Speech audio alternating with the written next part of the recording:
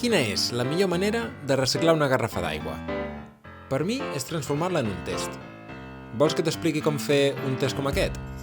Doncs queda't perquè t'ho explico pas a pas.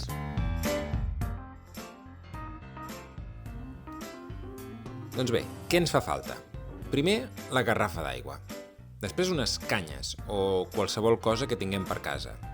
Cordill, que farem servir per apretar-la ben fort.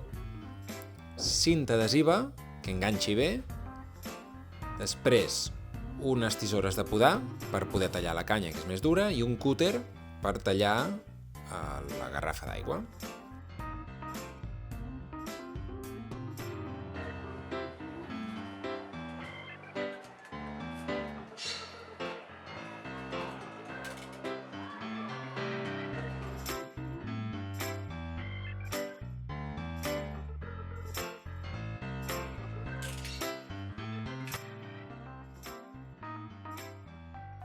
Un cop tenim la garrafa tallada per dalt, agafarem la cinta adhesiva i l'enganxarem a la base. Primer, només un trosset i llavors li donarem la volta, però del revés, perquè el que volem és que les canyes s'hi quedin enganxades. Llavors el que necessitem és calcular la mida. Un cop tinguem més o menys la llargada que volem de la canya, començarem a tallar totes les canyes en aquesta mateixa mida.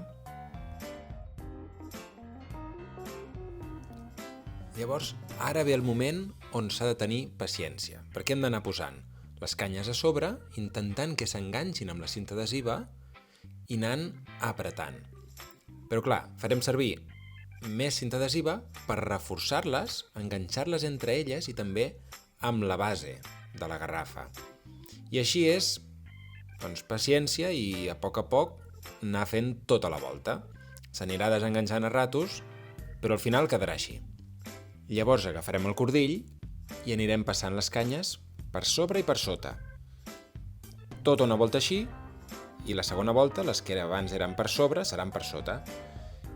Així el que aconseguirem és que estigui tot ben resistent i ben aguantat. Llavors apretarem fort i després d'aquesta segona volta podem fer un parell de voltes més, després d'apretar-ho bé, doncs per encara que quedi més consistent.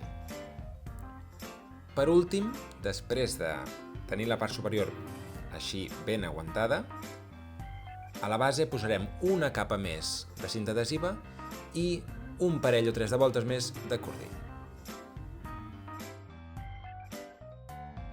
I per acabar, recorda que estàs en un balcó, que s'ha de netejar.